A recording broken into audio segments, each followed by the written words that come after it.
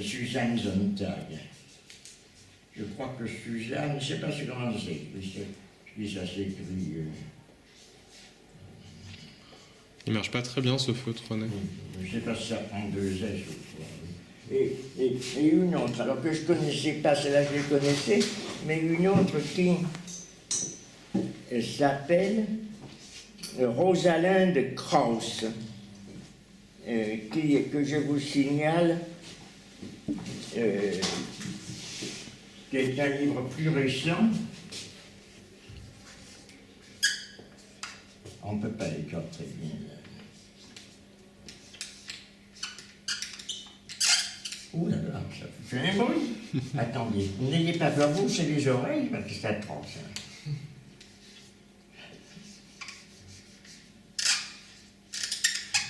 Ah, Krauss, on ne peut pas voir qu'il y a marqué Krauss. C'est un livre. Je n'avais pas, peut-être là, si. Rosalind. C'est un livre qui date de 1990 et qui s'appelle Le photographique.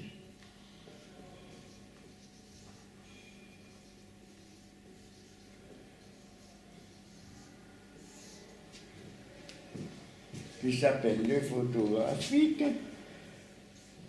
et qui porte surtout sur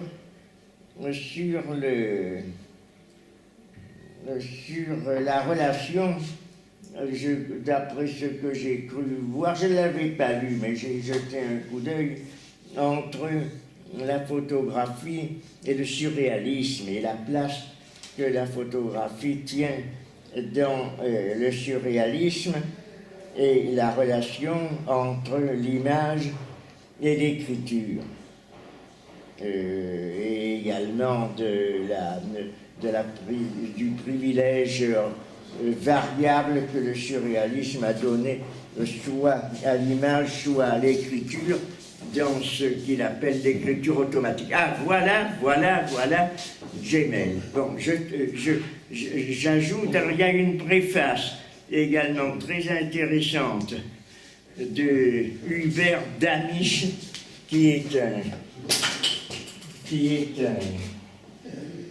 un spécialiste, exactement, je ne sais pas, c'est quelqu'un qui a travaillé avec Derrida, qui a écrit beaucoup de livres d'art, en particulier la théorie du nuage, qui est parce qu'il à travers l'art chinois, et un livre très intéressant qui est une préface d'ailleurs et une présentation d'une exposition qui avait eu lieu au Louvre dans les années 90 et qui s'appelle la théorie du trait. Du trait, c'est-à-dire du contour et en même temps du trait, du dessin, du tracé en peinture, et qui a écrit une préface ici qui était intéressante sur cette photo, justement intégrée dans le surréalisme à l'idée d'un automatisme, d'un enchaînement automatisme de l'inconscient, c'est-à-dire surtout sur la présence de l'image dans l'inconscient, qui était très intéressant,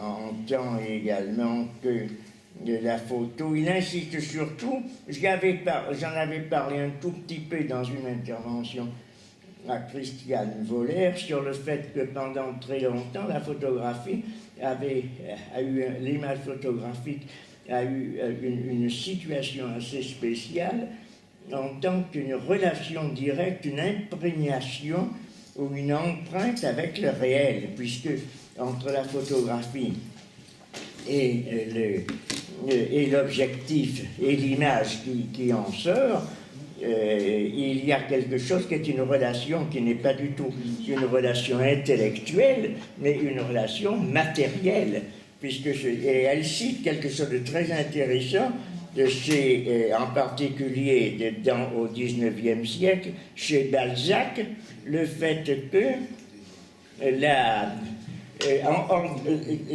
théorie balzacienne de la photographie, Balzac a été tout à fait contemporain de la naissance de la photographie.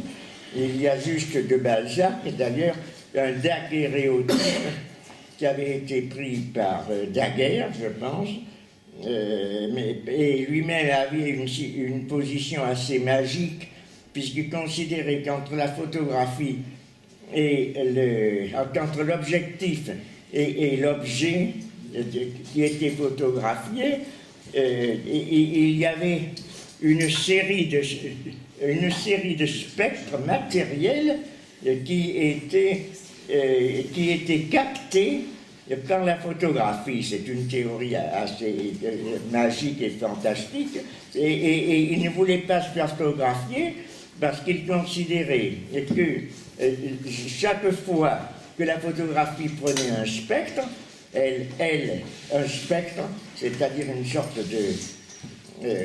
dans l'Antiquité, on appelait ça, ça se trouve également chez Aristote ou dans l'épicurisme, ce sont des espèces qui volent dans l'air et qui s'interposent et qui peuvent être captées par une lentille et transcrites sur une flaque sensible. Et il pensait que chaque individu disposait d'un certain nombre de spectres. Alors c'est ça qui est le caractère un peu bizarre de la pensée de Balzac, et que chaque fois qu'on prenait une photographie, on perdait un de ces spectres. De sorte que, si l'on prenait trop de photographies, on épuisait le nombre des spectres qui s'évadaient de la personne. Alors il ne voulait pas trop se faire photographier.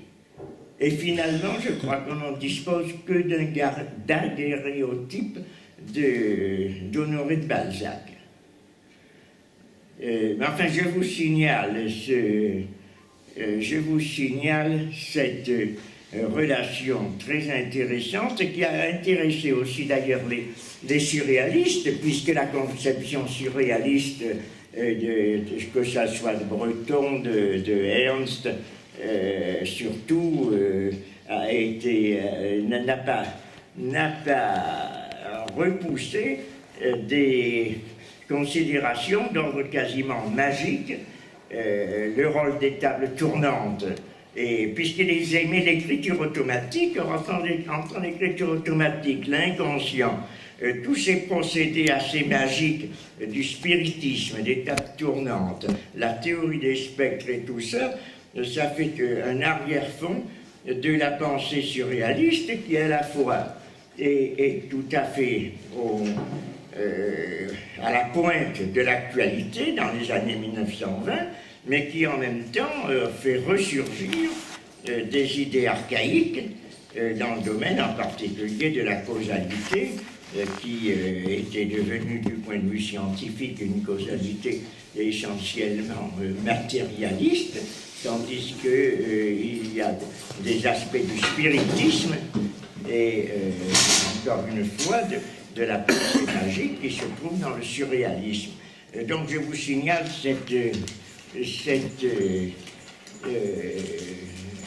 cet ouvrage de Rosalind Krauss, et c'est traduit de l'allemand, comme son nom l'indique d'ailleurs, et avec la préface également d'Hubert Danisch. Bon, j'avais fait cette intervention pour attendre ta venue, donc je donne immédiatement la parole à... voilà la suite. Voilà la suite des expos, du programme, là. Voilà la suite du programme. Laissez circuler le cahier, là où l'on met les noms des personnes sans ce cahier, vous ne l'immobilisez pas, ce cahier. Là, ce cahier, l'immobilisez. Il est là-bas, je le fais tout. Ah, c'est ça. Je l'ai déjà abonné. Bon, eh bien, je donne la parole à Gemel, qui m'avait proposé ce titre intéressant, excitant la curiosité. D'ailleurs, Christiane Voller m'avait dit qu'elle serait venue volontiers, le sujet l'intéressait beaucoup, mais elle ne pouvait pas venir de temps. Alors on attend de toi que tu expliques dans quel sens tu vas nous présenter cette relation de Nietzsche et de Mao. Bon. Avant tout, je remercie René de m'inviter dans ce séminaire depuis quelque temps. Et depuis quelque temps, on a essayé de faire évoluer une pensée qui pense d'une manière tout à fait objectivante dans un espace subjectivant. Le thème est compliqué. Compliqué non pas parce qu'il y a du sensible ou de l'abstrait, ce que le thème d'un prophète qui a influencé autant que Jésus une partie importante de l'humanité se trouve dans un espace de convergence et en même temps de divergence avec un penseur vitaliste qui a toujours suscité des émotions dans l'esprit universitaire. Alors, pourquoi j'ai choisi ce thème?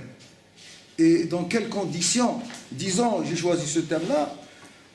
Parce qu'il y a une originalité dans la prophétie entre Mohammed et Nietzsche. La prophétie de Mohammed est venue à partir d'un message divin.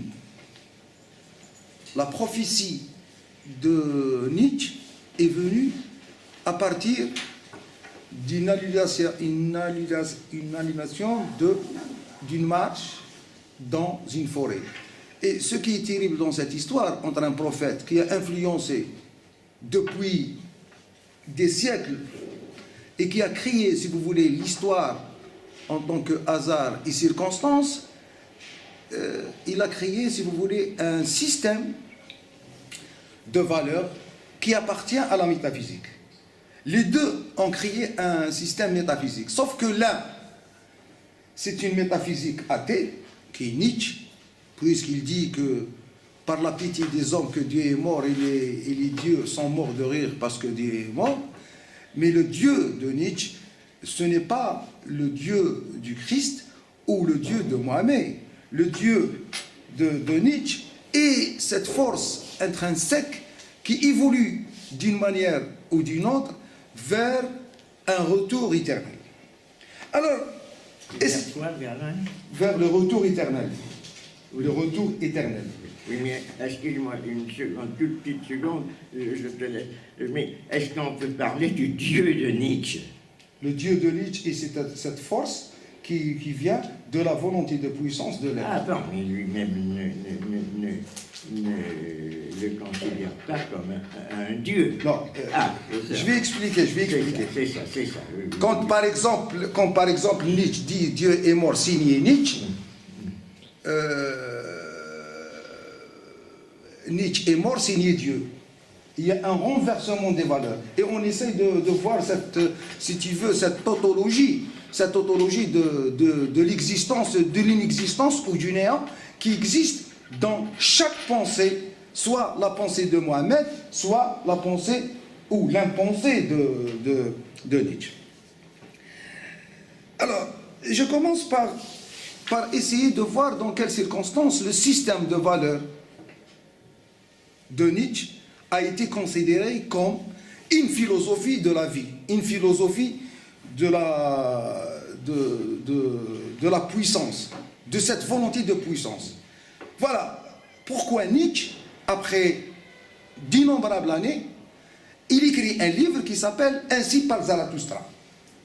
Alors, si on considère que Zarathustra, c'est un manifeste, c'est un message, les autres livres, c'est des livres de critique.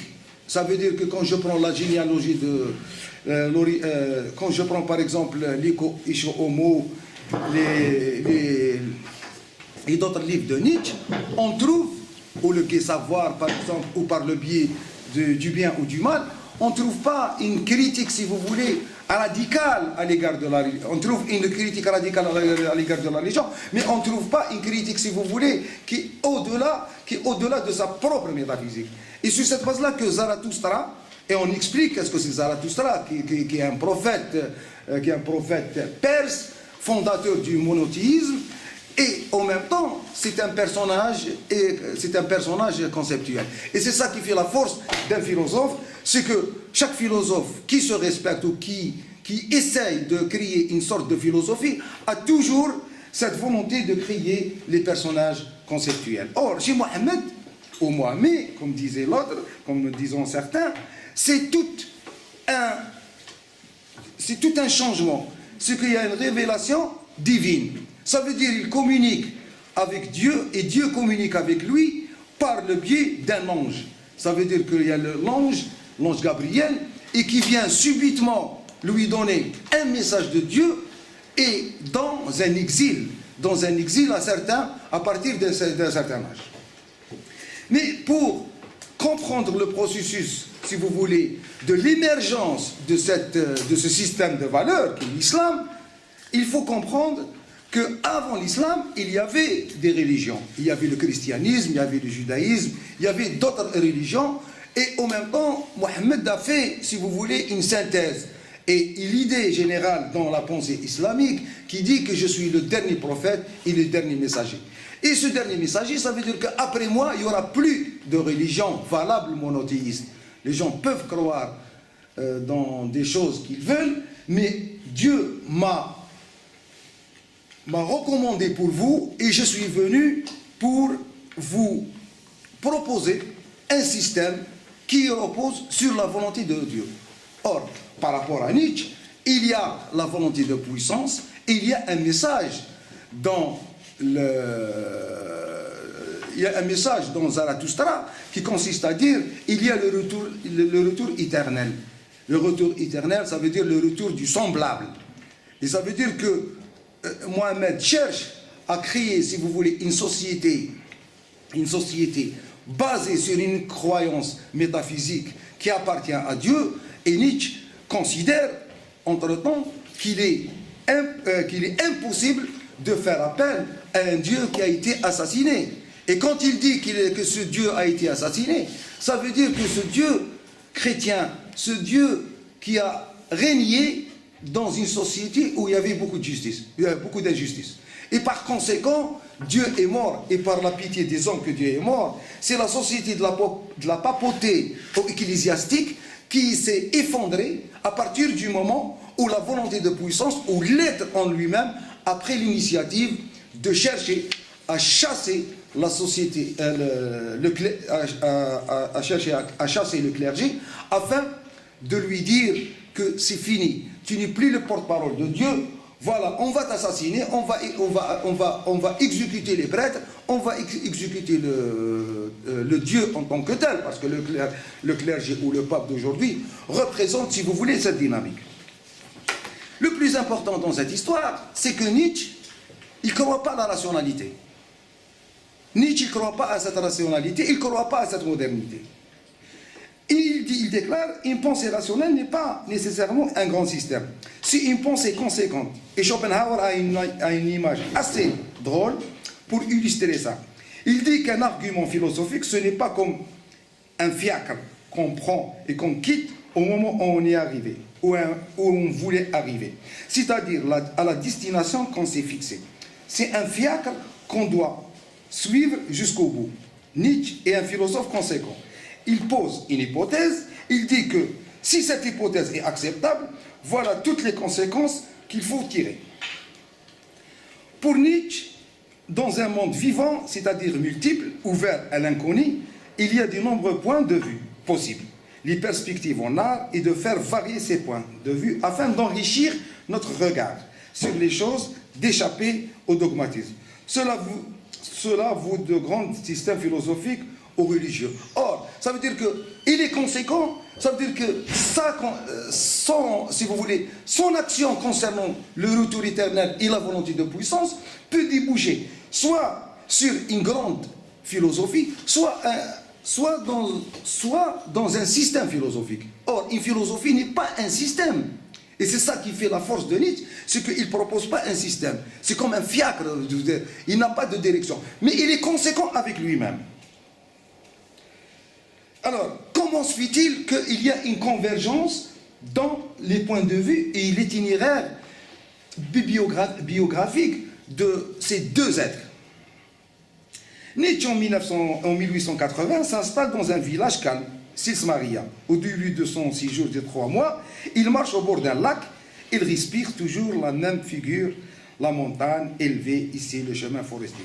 Il fait halte près d'un grand rocher pyramidal. Et là, soudain, la révélation de l'éternel retour. C'est là où la convergence, si vous voulez, est frappante, vu la culture musulmane, c'est qu'on considère que Mohammed, une fois il a immigré de la Mecque, il est parti à Médine pour faire une sensibilisation, pour faire une mobilisation de toutes les communautés afin de diffuser ses idées.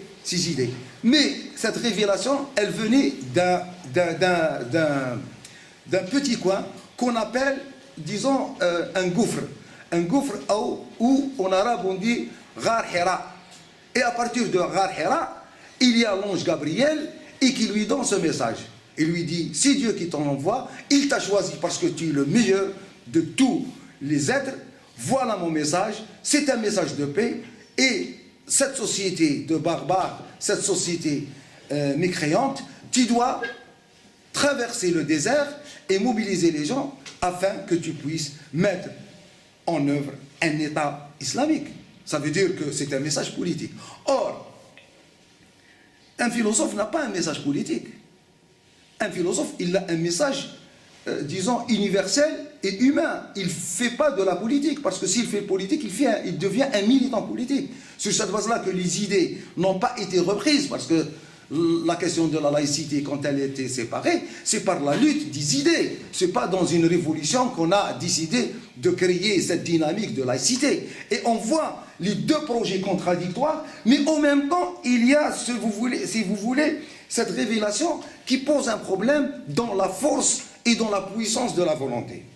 Il écrit, je parle de Nietzsche, que dirais-tu si un jour, si une nuit, un démon se glisse jusqu'à la solitude la plus reculée? Ils disent que cette vie, telle que tu as vécue maintenant, que tu as vécue, tu devras la vivre encore une fois et d'innombrables fois. Ça veut dire quoi? Ça veut dire qu'il y a une sorte de paradis dans la pensée de Nietzsche qui se trouve sur terre, mais chez Mohammed, il n'y a pas un paradis sur terre, mais il y a un paradis chez notre Dieu. Et c'est là où, si vous voulez, il y a une autre vie. Ça veut dire qu'il n'y a pas une seule vie ou deux vies, il y a d'innombrables vies.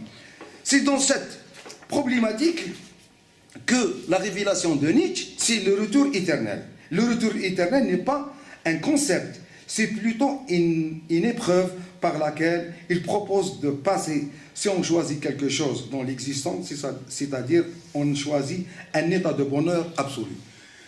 Nietzsche cherche le bonheur. Mohammed cherche le bonheur dans le paradis.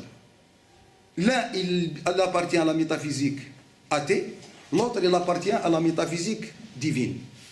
Mais en même temps, il y a, si vous voulez, une divergence de fond dans la manière comment évaluer l'éthique, la morale et l'être. Les trois dimensions que je viens de montrer ou de prononcer se divergent dans le sens de la vie et de son existence. Quel est le sens de la vie de l'être dans la pensée musulmane et quel est le sens de la vie de l'être dans la pensée nietzschienne? Nietzsche considère que la vie est décadente. La vie moderne est décadente. Il n'était pas assez démocrate pour, comme disait l'autre, il n'était pas assez démocrate pour devenir fasciste. Ça veut dire que pour être démocrate, il faut faire un grand discours. Et pour faire un grand discours devant les masses populaires, alors on choisit, si vous voulez, de la manipulation. Sur cette base-là qu'il n'aime pas la démocratie. D'une part. D'autre part, il ne peut pas être socialiste. Parce que le socialisme, c'est une égalité. Or, lui, il ne veut pas une inégalité sociale. Il veut au-delà. Il veut la force intrinsèque de l'être et de l'histoire de l'être. En même temps, on voit qu'il y a une sorte de similitude entre cette volonté de regrouper et de faire une rupture avec le passé par le retour éternel. Et en même temps, chez Mohammed, il y a une volonté d'avancer vers une société, si vous voulez, égalitaire, à partir du moment où Dieu est notre destin. Parfois, il déclare, par exemple, à la fin de l'été 81, après l'illumination de l'éternel retour, Nietzsche vit dans une exaltation intense. Parfois, le pressentiment traverse l'esprit. Je mène en somme une vie très dangereuse, car je suis de la machine qui peut exploser. Ça veut dire que c'est une... Quand il dit, par exemple, je pense que dans le Gai Savoir, quand il dit « Je ne suis pas un homme, je suis de la dynamite », ça veut dire que l'être lui-même représente, si vous voulez, cette force qui est débordante de la vie et de notre existence. Alors, quelle est la manière la plus adéquate pour comprendre, si vous voulez, certains éloges de la part de Nietzsche, quand il a découvert, si vous voulez, certains personnages dans l'histoire. Alors il déclare, l'homme moderne est pour Nietzsche, comme pour l'islam, une aberration, une décadence. Le siècle de la Renaissance a besoin d'une race de nobles, une race de conquérants, et non une race de savants. Ce n'est ni la prophétie, ni l'automatisme dont nous avons besoin, mais les hommes supérieurs, qui suscitent notre sourire pour leur naïveté et pour leur profondeur connaissance. Des hommes tels que Alexandre, César, Mohammed et Napoléon. Volonté de puissance, pas 101. Ça veut dire que la fascination de Nietzsche à l'égard du personnage de l'histoire intègre, si vous voulez, le personnage de Mohammed. Pourquoi? Parce que pour lui, c'est un personnage qui a tenté de faire, de créer, si vous voulez, une libération de cet être décadent. C'est dans ce sens-là qu'il y a, si vous voulez, une sorte de rejet de la société moderne, de cette démocratie, quand il déclare « Nous sommes malades de cette modernité, malades de cette paix malsaine, de cette compromission, de toute cette vistuité malpropre, cette tolérance et cette largeur du cœur qui pardonne. Tout puisqu'il comprend, tout est pour nous quelque chose comme un sirocco. Plutôt vivre parmi les glaces qu'au milieu de vertus modernes et d'autres vents du Sud. » Alors, on voit bien que le rejet, si vous voulez, radical de la société et son évolution à travers l'histoire est complètement rejeté par Nietzsche. Mais en même temps, elle est rejetée actuellement par les musulmans, dont Mohammed représente, si vous voulez, la conscience. Représente, si vous voulez, c'est un guide pour eux, même s'il est mort il y a 14 siècles. Quel est cet héritage religieux, spirituel, qui a permis au prophète Mohammed d'être toujours à l'avant-garde et toujours en ébullition dans l'histoire récente? Et tout le débat, il est là. Le débat n'est pas pourquoi les idées de Nietzsche n'ont pas pu émerger, mais pourquoi les idées de Mohammed ont toujours été dans une sorte, si vous voulez, de dynamisme et de renouvellement. Pourquoi? Parce que c'est un système qui se renouvelle. Quand, par exemple, Nietzsche comprend bien la situation qu'il y a de la barbarie qui va venir dans les considérations inactuelles, par exemple, et les deux guerres, les deux qu'on a vécu, les deux guerres, on a vécu des choses horribles par rapport à la guerre, ça veut dire que c'est une prophétie. Or, chez Mohammed, il y a cette prophétie parce qu'il est lui-même prophète. Il est lui-même prophète, mais c'est un prophète armé. Or, on peut considérer que Nietzsche, c'est un prophète désarmé.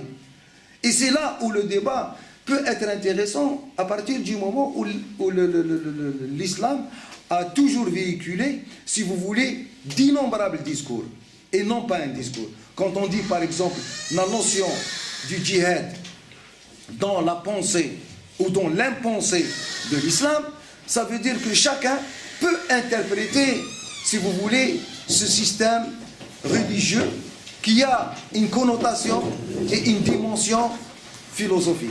En même temps, il y a une autre pensée qui est toujours vivante de Nietzsche et qui cherche à prévaloir une sorte d'ambivalence entre le bien et le mal. Parce que le bien est toujours... le bien, c'est les vainqueurs. Et le mal, c'est les vaincus.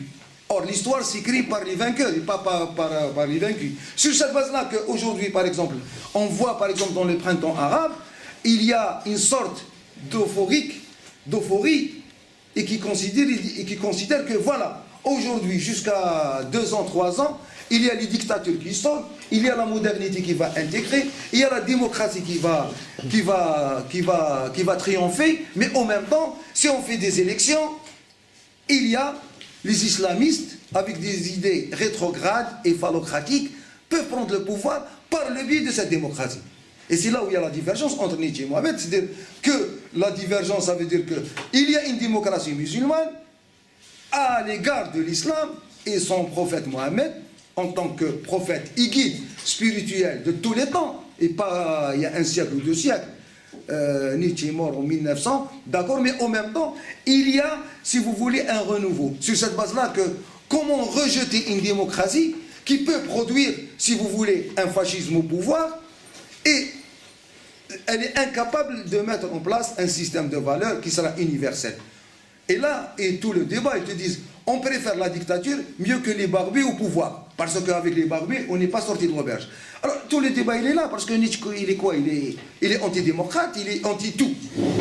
Sauf qu'il est aussi antichrist, parce qu'il a écrit un livre qui s'appelle l'Antichrist. Et dans l'Antichrist, il dit que cette religion du christianisme est, si vous voulez, une maladie, une décadence. Ça veut dire quelle est aujourd'hui l'alternative entre un philosophe et un prophète. Un prophète qui est mal interprété, qui a été dégénéré, qui l'ont dégénéré, en même temps, tu as toujours un mouvement qui est conséquent, qui se trouve dans une région et qui peut prendre le pouvoir, et à certains moments, il a une influence au pouvoir, et dans l'absolu de l'absolu, il a le pouvoir dans certains pays, comme l'Arabie Saoudite, parce qu'il y a une influence mohammedienne et wahhabiste. Et en même temps, les idées de Nietzsche s'inscrivent aux antipodes des idées de Mohammed. Pourquoi? Parce que ce terrain philosophique n'est pas substantiel. Je dis n'est pas substantiel dans la dynamique, disons, historique ou historiciste. Alors, de quoi s'agit-il au fait? Est-ce que Nietzsche considère que la démocratie est une maladie?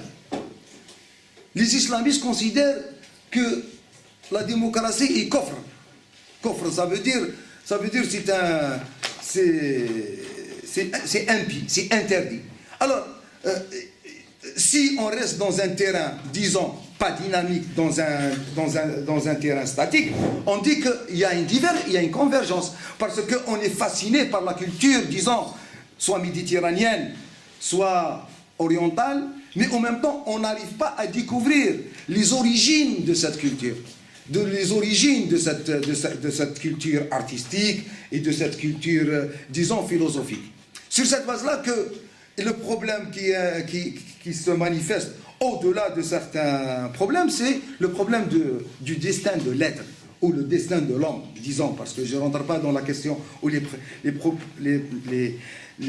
problèmes de l'être, je reste dans l'homme, et je dis que l'homme cherche un destinal qui est historial, mais en même temps, il a deux directions. La première direction, soit il s'installe comme une secte dans une spiritualité absolue, soit il demeure dans une sorte d'anarchisme comme Friedrich Nietzsche.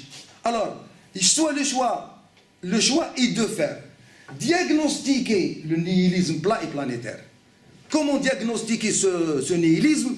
Parce qu'à certains moments, on essaie de dépasser tout et de détruire tout parce que ça ne marche pas. Et quand ça ne marche pas, ça veut dire qu'il y a un changement radical ou on souhaite un changement radical à l'égard de la société. Aujourd'hui, à Kiev, par exemple, aujourd'hui, je parle d'aujourd'hui à Kiev, il y a une sorte de révolution radicale. Pourquoi? Parce que le système démocratique ou antidémocratique n'arrive pas à s'équilibrer dans l'esprit des gens. En même temps, vous avez en Libye les gens qui fuient à la Tunisie parce qu'il y a des forces, disons, islamisantes qui veulent prendre le pouvoir au nom d'Allah et au nom du prophète.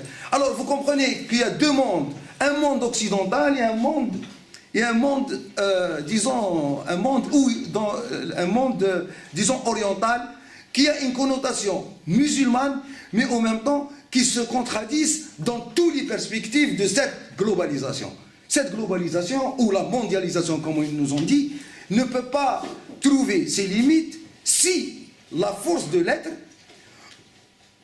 remet en cause, si vous voulez, tous les présupposés, disons, paradigmatiques. Pourquoi? Parce que dans la pensée islamique, il y a, si vous voulez, une sorte de réconciliation, une sorte de tolérance qui peut, à certains moments, jouer sur l'évolution et sur la société. Ils peuvent te dire, moi je suis musulman, mais en même temps, je ne cautionne pas les djihadistes et je ne cautionne pas les barbus qui, au nom d'Allah, font des massacres ou des génocides. On a vu, par exemple, en Soudan, on a vu ça. Or, on instrumentalise le prophète Mohammed avec l'islam afin d'arriver à annihiler, si tu veux, à diagnostiquer ce nihilisme. Pourquoi? Parce que les gens arrivent à une sorte, s'installent dans une aporie. Voilà, c'est-à-dire qu'intellectuellement, on est devant une aporie.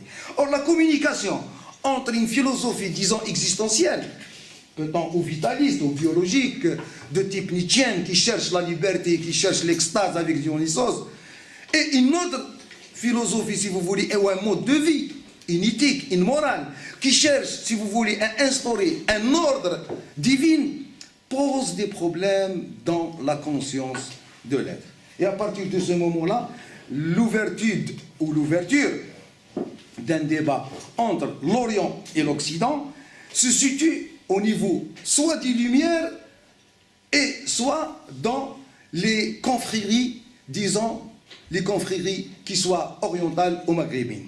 Nietzsche a été fasciné par la culture maure en Espagne. Il a fait un commentaire dans La volonté de puissance, par exemple. Il dit, voilà un peuple sage qui a sauvé les Juifs après l'Inquisition. Et un lecteur simple, non averti, qu'est-ce qu'il va considérer? Il peut considérer que peut-être Nietzsche a été influencé par l'islam.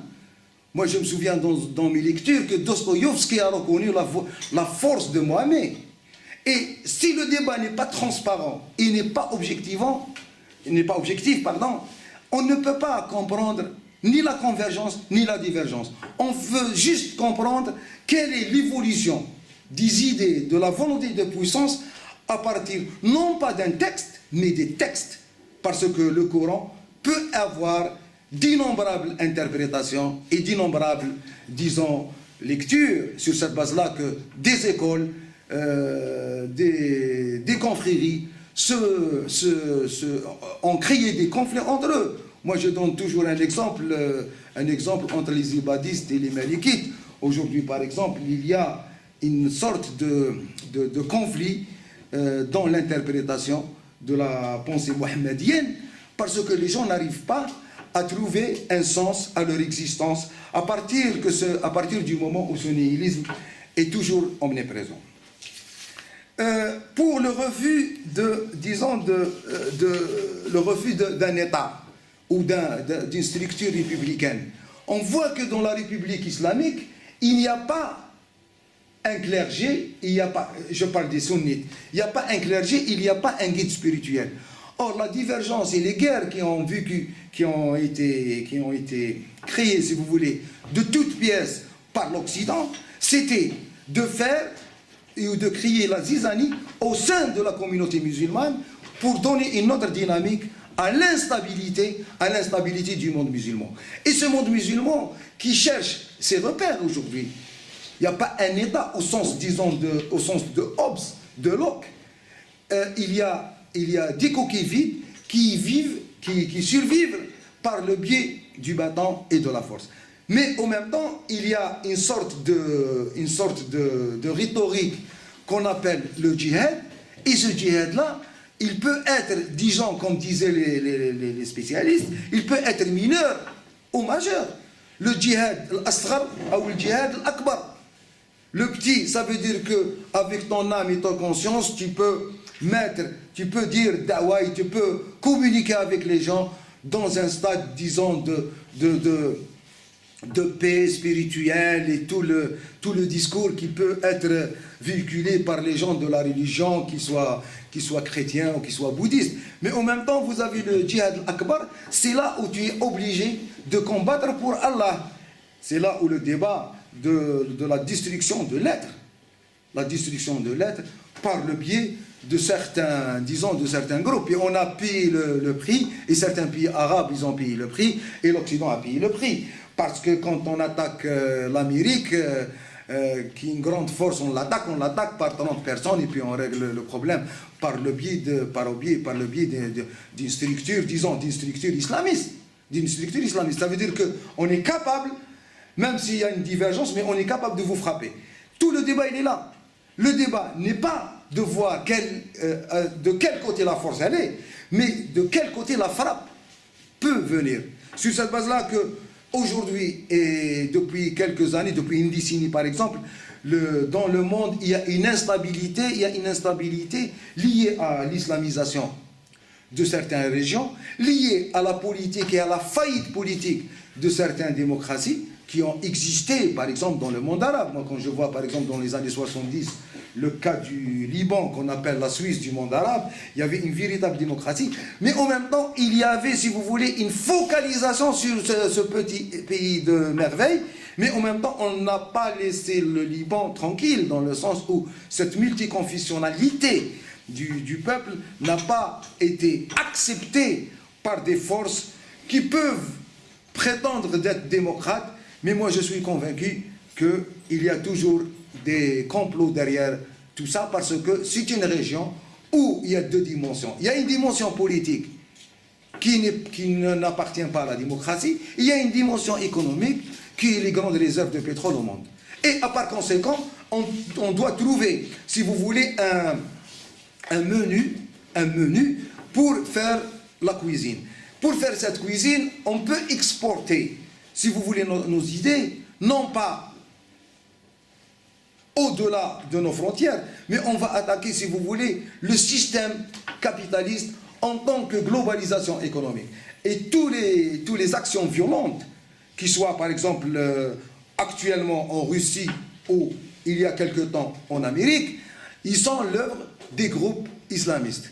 Ces groupes islamistes ne reculent devant rien, parce que leur métaphysique, si vous voulez, elle est dans une autre vie, non pas la vie de Nietzsche, où il y a la gloire, où il y a la beauté, où il y a de l'amour, mais c'est un rendez-vous avec le Dieu et avec le paradis. Et la divergence fondamentale entre les deux, même si